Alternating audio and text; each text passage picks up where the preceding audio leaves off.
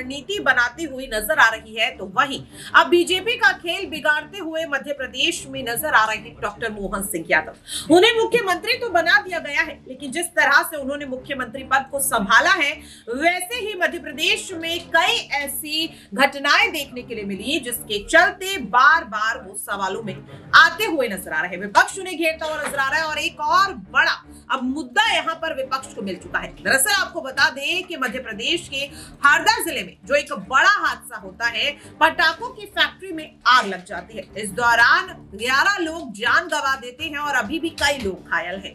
विपक्ष मांग कर रहा है कि आखिरकार मोहन सरकार कहां थी, क्यों इस मामले में लापरवाही बरती जा रही है और क्या अब अपनी लोकसभा चुनाव में वोटर्स को कहीं ना कहीं नाराज ना हो, इसलिए अब मोहन यादव के खिलाफ कोई कड़ा एक्शन पार्टी आला कमान लेते हुए नजर आ सकते हैं, क्योंकि कहा जा रहा है कि ये फैक्ट्री अवैध थी और मध्य प्रदेश में ऐसी और कई अवैध फैक्ट्रियां हैं जो लगातार चल रही हैं। यहाँ पर अमन जी है मेरे साथ और उनसे इस चीज को समझेंगे कि सिर्फ मोहन यादव ही नहीं बल्कि शिवराज सिंह चौहान भी सवालों के घेरे में आते हैं, क्योंकि फैक्ट्री कल तो नहीं लगी है।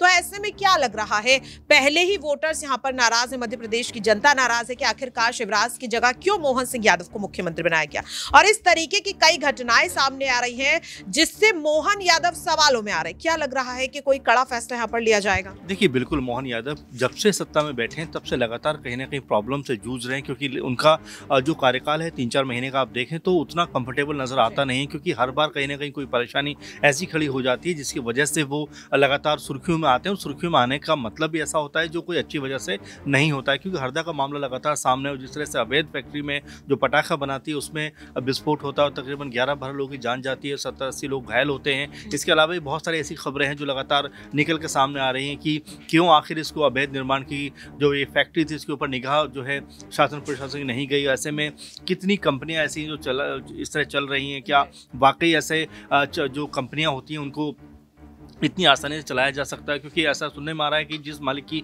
ये कंपनी है उसकी और 2-4 कंपनियां इस तरह की हैं जो लगातार अवैध तरीके से चलाई जा रही हैं। तो क्या जो शासन प्रशासन है, क्या वो सिर्फ खाना पूर्ति कर रहा है और क्या बचाने का प्रयास किया जा रहा है? क्योंकि जो पूरे का पूरा मालिक जो इसके है उसका पूरा परिवार है वो कहीं ना कहीं गायब बताया जा रहा है। तो ऐसे कई सारे सवाल हैं जो लगातार अब उठते हुए दिखाई पड़ रहे हैं, क्योंकि मोहन यादव से उम्मीद ये थी कि जब वो सत्ता पर बैठेंगे तो बेहतर करते हुए नजर आएंगे। मध्य प्रदेश में लगातार जो बीजेपी की सरकार रही है उनको कह सकते हैं कंफर्टेबल जोन कहीं ना कहीं मिला, लेकिन उसके बावजूद जिस तरह से उनकी पकड़ कमज़ोर नज़र आ रही है वो कई तरह के सवाल को घेरे में कहीं ना कहीं बीजेपी को भी खड़ा करता है कि आखिर उन्होंने इतने सदे हुए मुख्यमंत्री के होते हुए, इतना अनुभव रखने वाले मुख्यमंत्री के होते हुए आखिर मोहन यादव पर भरोसा क्यों किया? अच्छा अमन जी, यहाँ पर जिस तरीके से ये हरदा जिले में जो कुछ भी हुआ है, पटाखा फैक्ट्री में आग लगी और कई लोगों ने जानें गंवाई, इससे पहले लगभग 1 महीने पहले देखा गया था कि बाल गृह से बच्चियां गायब हो जाती है। लगभग 40 बच्चियों का जिक्र किया जा रहा था, वो मामला भी दब गया। यहाँ पर कुछ पता नहीं चला कि बच्चियां कहां गई, कौन जिम्मेदार था। ये भी कहा जा रहा था कि इसमें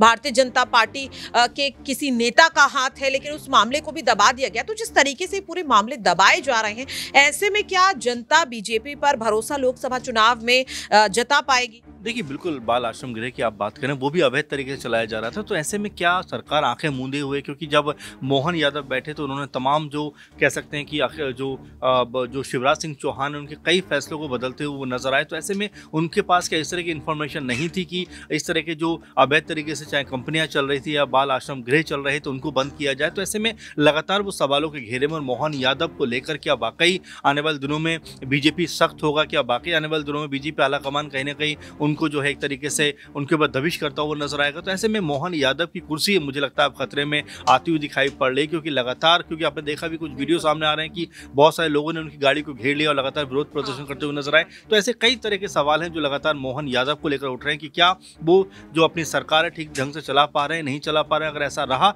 तो बीजेपी के लिए 2024 का जो लोकसभा चुनाव है मध्य प्रदेश में, उनके लिए खतरे घंटी बज सकता है। वाकई में देखिए, क्योंकि जिस तरीके से हरदा में पटाखा फैक्ट्री में जो आग लगती है, इसमें 11 लोग अपनी जान गंवा देते हैं और अब देखा जा रहा है कि मध्य प्रदेश में मोहन सिंह यादव के खिलाफ जमकर विरोध प्रदर्शन भी किया जा रहा है। लगातार मांग की जा रही है कि आखिरकार क्यों मोहन सिंह यादव के हाथों में कमान पार्टी के आला कमानों ने दी है, क्या सोचकर? क्योंकि सुरक्षा के लिहाज से वो पूरी तरह से फेल होते हुए नजर आ रहे हैं। अब ऐसे में देखना काफी अहम रहेगा कि इस पूरे मामले को लेकर आखिर आखिरकार मध्य प्रदेश की ये नई सरकार क्या कुछ अहम फैसला लेती हुई नजर आएगी? क्या न्याय यहां पर मिल पाएगा उन परिवारों को जिन्होंने अपने सदस्यों को यहां पर खो दिया है? देखना काफी अहम रहेगा। फिलहाल के लिए इस खास रिपोर्ट में इतना ही।